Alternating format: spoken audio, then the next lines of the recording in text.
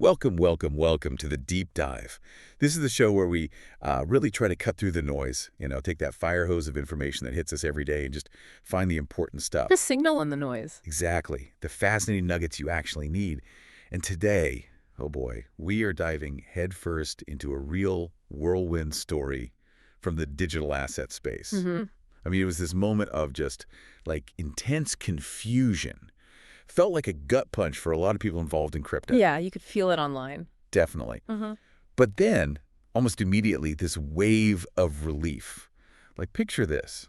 You're scrolling your feed, maybe X, maybe somewhere else. Right. And you see this headline, and it's big, potentially devastating if crypto's your world. Your heart actually drops. And then, maybe less than an hour later, you see that same story, that same threat, completely walk back. Totally reversed. It's whiplash, like you said, information whiplash. It really is. It's not just overload, it's that super fast reversal. And that kind of high-stakes, fast-moving information landscape. That's exactly what we try to navigate for you here. Yeah. Okay, let's unpack this specific incident. Our mission today is, well, to figure out exactly what happened with this Google crypto wallet thing. Right. What was the policy? What was the reaction? What was the clarification? Precisely. Why was there so much confusion right at the start? How did they manage to fix it, so quickly? Its speed was remarkable. It really was.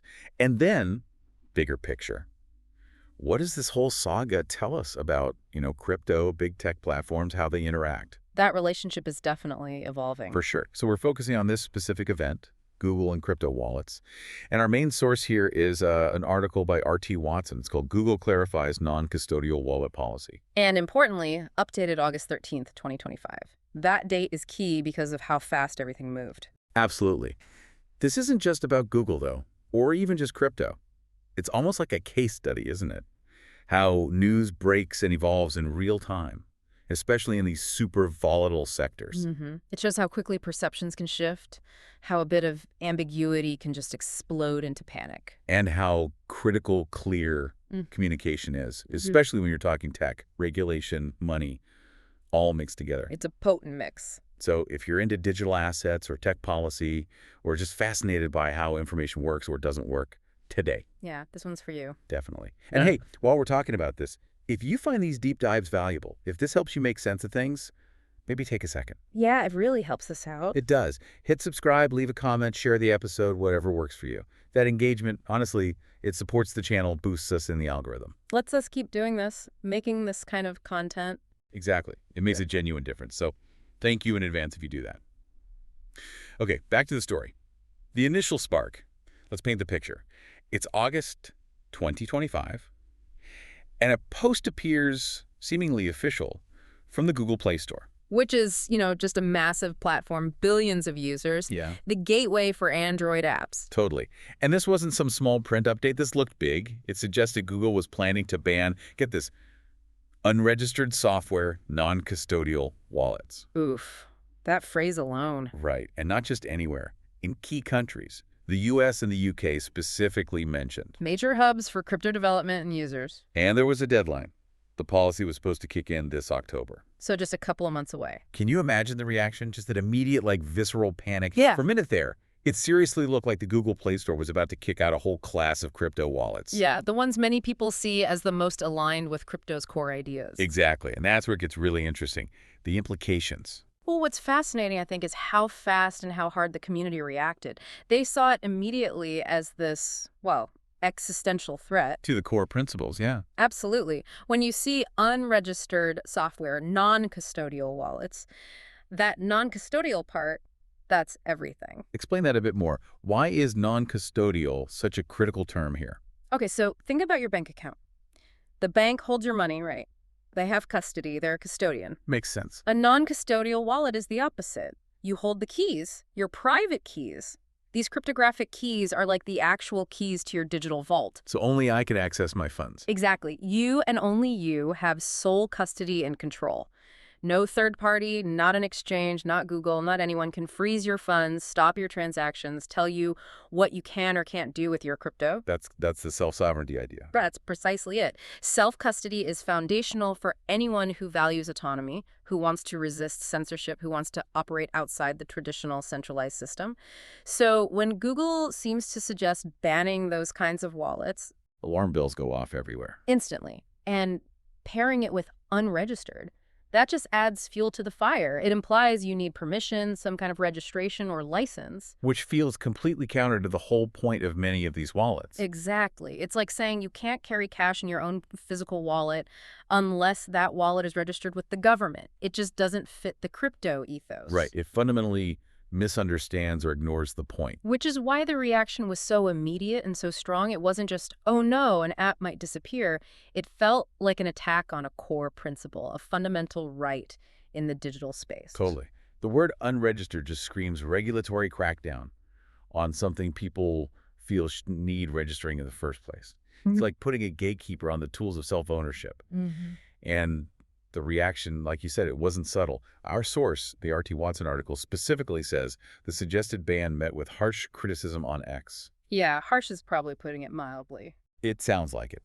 It wasn't just a few people grumbling. It was a full-on public outcry. Influencers, developers, longtime crypto folks, regular users, all piling in. Voicing anger, confusion, fear. And it was apparently The Rage, which is a known crypto media outlet, that first reported the supposed ban. Okay, so they broke the story. Seems like it. Their article basically lit the match, kicked off this whole chain reaction. Information gets out, community reacts, pressure builds on Google. Almost instantly, within hours, really. It's a perfect example of how fast things move now. Information, reaction, pressure, boom, boom, boom. Yeah, and that quick, harsh reaction on X and elsewhere, it wasn't just random anger. It was a direct defense of those core values we talked about. Censorship resistance, financial sovereignty, self-custody. People felt those were under attack by a major gatekeeper. Precisely. When a huge platform like Google, which controls access for billions, seems to threaten those principles, the response is going to be strong and loud. It really highlights that tension, doesn't it? Between the old Web 2 world of centralized platforms and the decentralized ideas of Web 3. Absolutely. It's an ongoing friction point. And the speed and scale of the outcry, it just shows the power these online communities have now. They can really put pressure on big companies. Definitely. Even the biggest corporations aren't immune when their users mobilize, especially when core principles are at stake. It's this dynamic interplay. Centralized power meets decentralized advocacy. And this time, the advocacy seemed to work, and work fast. Which brings us right to the confusion itself. What was in that policy language? Because before the clarification, there was this Google blog post. It seemed to be laying out new rules. Right, the precursor to the panic. And the core requirement, according to the source, sounded almost reasonable on the surface. It's that cryptocurrency exchanges and software wallets can only be published if the app complies with local laws and industry standards. Okay, local laws and industry standards sounds fine, right? Standard corporate speak. Exactly. Who argues against complying with the law? The devil's in the details, isn't it? Especially industry standards. What does that even mean for crypto? Well, that's the crux of it. Which industry? If you apply the standards of traditional finance, which is highly regulated, The crypto, which is often trying to be something different. you run into problems. It becomes this awkward attempt to fit a square peg in a round hole. What are those standards? How do they apply to something built on decentralization? That's where the ambiguity crept in.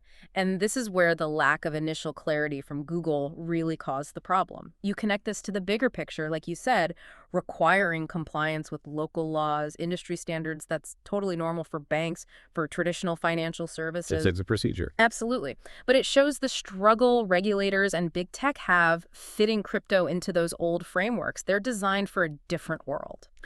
So what were the specific requirements Google mentioned, at least for the U.S.? This is where it got really specific and really heavy. For the U.S., the policy apparently said developers had to be either A, registered with FinCEN as a money services business, MSB, and with a state as a money transmitter. Okay, stop there. FinCEN, MSB, money transmitter? Break that down. Sounds complicated. It is incredibly complicated. FinCEN is the Financial Crimes Enforcement Network, part of the U.S. Treasury. Their job is fighting money laundering, terrorist financing, protecting the financial system. The serious stuff. Very serious. Being registered as an MSB, a money services business, and also potentially as a money transmitter in various states, that comes with a mountain of regulatory obligations. He's not just filling out a form online then. Oh, absolutely not. We're talking robust anti-money laundering, AML programs, know your customer, KYC procedures. Wow. So what does that actually mean for like a small team, say 2 developers making a simple wallet app? It means It's likely impossible for them. Becoming an MSB means you need dedicated compliance staff. You need sophisticated systems to monitor transactions constantly. You have to file suspicious activity reports, SARs, for anything potentially dodgy. It sounds expensive. Hugely expensive, Yeah. both in terms of technology and people. And then there's the state money transmitter licenses. The U.S. is fragmented. You might need a license in every single state you operate in. 50 licenses. Potentially. Each state has its own process, its own fees, its own bonding requirements, capital requirements. It can take months, maybe years, and cost hundreds of thousands, maybe millions, just for compliance, annually. Plus legal fees. Just to have your non-custodial wallet app on the Play Store, that seems disproportionate. Totally disproportionate.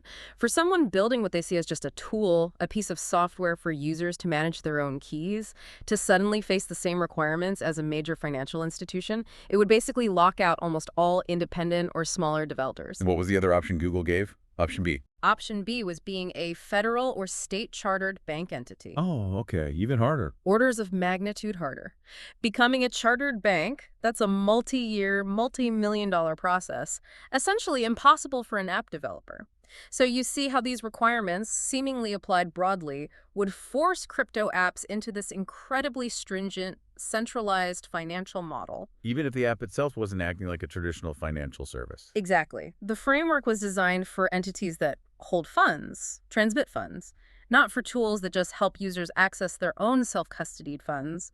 That mismatch was the core of the panic. And you mentioned it wasn't just the U.S. The source says Google also posted guidance for the U.K. and the EU. Right, which shows this wasn't just a one-off thing for the U.S. market. It looked like a broader global policy shift. Applying similar principles, presumably, adapted for U.K. and EU regulations like the FCA or MiCA. Presumably, yes.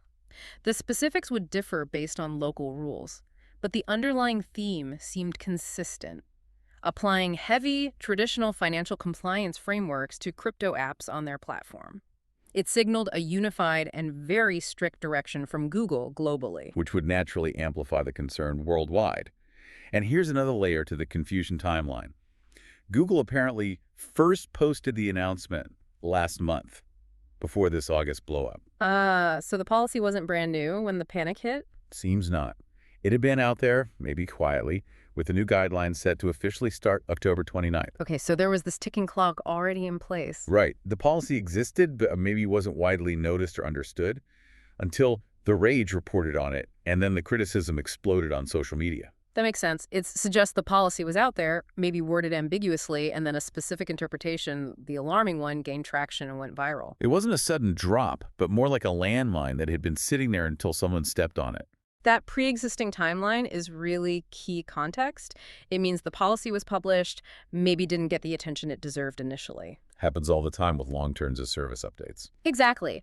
Until a specific outlet or community focus highlights a potentially problematic interpretation, and then, boom, public consciousness catches up. It shows how complex these platform policies are and how easily they can be missed until they hit a nerve. Right. And the delay between the posting and the outcry suggests the language was likely ambiguous, maybe open to multiple readings, some fine, some alarming. Until the ban non-custodial wallets rating took hold. And that ambiguity is exactly what Google had to fix, and fix fast. It really speaks to the vigilance of the community, but also maybe a lack of initial clarity from Google's side. And fix it they did. Which brings us to the clarification. The speed was just, Yes. wow, almost surprising for a company that size. Yeah, big companies usually move slower than that. The method was key too. They posted to X a clarification. On social media, not a formal press release. Right. Choosing X, the platform where all the criticism was happening, shows how urgent it was. They needed to get the message out fast, directly to the people who were concerned. It bypasses traditional channels, gets straight to the point, right where the conversation is happening. It really speaks to the power of that public outcry on social media. It forced a direct, rapid response. And the statement itself, when it finally came, crystal clear, such a relief you could almost hear the collective exhale online. What was the exact wording again? Google's reply on X, addressing the Rage story directly, said, quote, "Non-custodial wallets are not in scope of Google Play's cryptocurrency exchanges and software wallets policy." Boom. Simple. Direct. Unambiguous. One sentence. Cut through all the noise, all the fear, all the speculation. It was exactly what was needed. And that phrase, not in scope, that's the absolute key here. That's the aha. Moment. What does not in scope mean in this context, technically? It means they are outside the boundary, outside the domain of that specific policy. The policy requiring FinCEN registration, MSB status, being a bank, all that heavy stuff we talked about, Right. was never meant to apply to non-custodial wallets. It fundamentally separates them from the category of apps that do act as financial intermediaries, the ones that do hold user funds or transmit them. So it answered that question. What's the difference between a non-custodial wallet and just a generic software wallet in Google's eyes, at least for this policy? Exactly. The initial policy probably used software wallet too broadly, catching everything. The clarification drew a line. It said, yes, non-custodial wallets are software, technically, but they don't function like the things this specific regulation-heavy policy is aimed at. Because they don't custody the funds themselves. Precisely. They're tools for self-custody. So it's function over form, really. A non-custodial wallet just lets you manage your own keys, your own funds. It doesn't hold them for you. Right. So it just doesn't belong in the same regulatory bucket as an exchange or a custodial service that is holding or moving money for people. That's the distinction. It's about the nature of the service and the risk profile regulators care about. Non-custodial wallets are more like, I don't know, a secure browser for the blockchain, or Right. like that digital key ring analogy. Yeah, I like that. It lets you unlock your own stuff. Right. It doesn't typically trigger those MSB or money transmitter rules, which are almost always tied to holding customer funds or acting as a third-party intermediary. So by saying not in scope, Google acknowledged that functional difference. Yes. They drew the line clearly. And crucially, they also said they'd update their help center to make this clear. Which is important, right? To Right. fix the actual documentation. Absolutely. It acknowledges the previous ambiguity wasn't clear enough and prevents this confusion from happening again. That follow-through is vital for trust. And the speed, we have to come back to the speed. It was incredible. The source article, R.T. Watson's piece, get updated so fast. The initial report of the ban was timestamped 5:09 p.m. EDT. Okay. The update with Google's clarification, 6:17 p.m. EDT.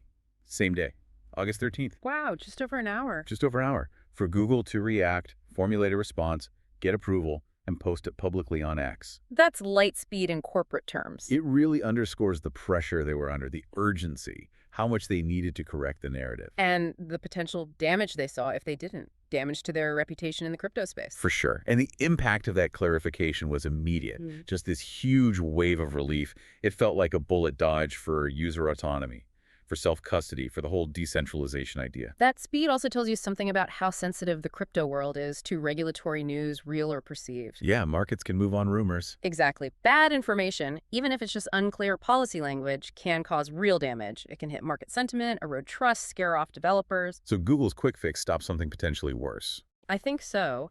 It mitigated a situation that could have been much more damaging, not just for them, but for the broader crypto ecosystem's confidence. It shows maybe, hopefully, a growing awareness in big tech that they need to be really careful and really clear when they talk about crypto policy. It's a delicate area. Extremely delicate. A misstep, even an unintentional one, can have massive ripple effects. This was a perfect, if stressful, example. Yeah, and this whole roller coaster ride, from panic to relief, it really does highlight some bigger things, doesn't it? It's definitely broader implications. Like, first off, just that ongoing, often tricky relationship between the big tech platforms, the Googles, the Apples, and the crypto world. They're the gatekeepers in many ways. Right. And they're trying to navigate this crypto space that's evolving so fast, where the rules are still being written, often unclear, sometimes contradictory. It's like that tango metaphor you used, a high-stakes dance where nobody's quite sure of the steps yet. Absolutely. And it shows that core tension. These platforms want to engage with crypto. There's huge user interest, potential for innovation. Yeah. Makes sense for their business. Right. But at the same time, they have to deal with these heavy, often global financial regulations that are getting stricter, not looser. And those regulations weren't designed for crypto. Often not, no. So regulators are scrambling, rules are patchy, it's confusing. And for a global company like Google trying to apply one policy across many jurisdictions, it's incredibly hard to get it perfectly right. So the initial broad language, the confusion, it shows how easy it is to mess up when you try to fit decentralized tech into centralized legal boxes. Exactly. There's bound to be friction, mistakes, moments of panic like this one. It's a learning process for everyone, the platforms, the regulators, the crypto community too. And what about the community's role in this? You mentioned the harsh criticism on X, the rage reporting it. It really feels like they forced the clarification. I think that's fair to say. It absolutely highlights the power of community and media vigilance in this space. It wasn't just background noise. It had a direct effect. For sure. That collective outcry, loud and public, showed that when the community feels its core values are threatened, it can mobilize incredibly effectively, put real pressure on massive companies. And the media outlet, The Rage, played a key part in amplifying it. Definitely. Getting the story out there quickly, making sure it couldn't be ignored. It's a great example of how this ecosystem works. Information spreads, gets scrutinized, and people act on it. It kind of flips the script, doesn't it? The community demanding clarity from the platform, not just passively accepting rules. It really does. It shows the power of that collective voice to demand accountability. And that's a powerful point for you listening right now. It's about being engaged, not just consuming, which leads to maybe the biggest lesson here. Clarity and communication. Absolutely. The critical importance of being precise, especially here. One ambiguous sentence from a company like Google Can cause chaos, panic, confusion, market jitters. So what does this tell us about how information flows or should flow? Well, it tells us that when you're dealing with complex tech, complex regulations, and a volatile market like crypto, precise language isn't just nice to have, it's essential. The initial wording was the problem because it lumped different things together. Exactly. It conflated non-custodial wallets with exchanges under a policy clearly meant for the latter. That missing distinction was everything. So for developers, the takeaway is You have to watch these platform policies like a hawk. Every word matters. A small change or lack of clarity can sink your app. and for users, like the people listening. It comes back to critical thinking. Verify information. Don't just react to the first scary headline or the social media storm. Wait for the official word, check the source yourself. Yes. It's easy to get swept up in the FUD, the fear, uncertainty, and doubt. But taking a breath, checking sources, waiting for clarification, that's crucial to avoid unnecessary panic and make smart choices. Totally agree.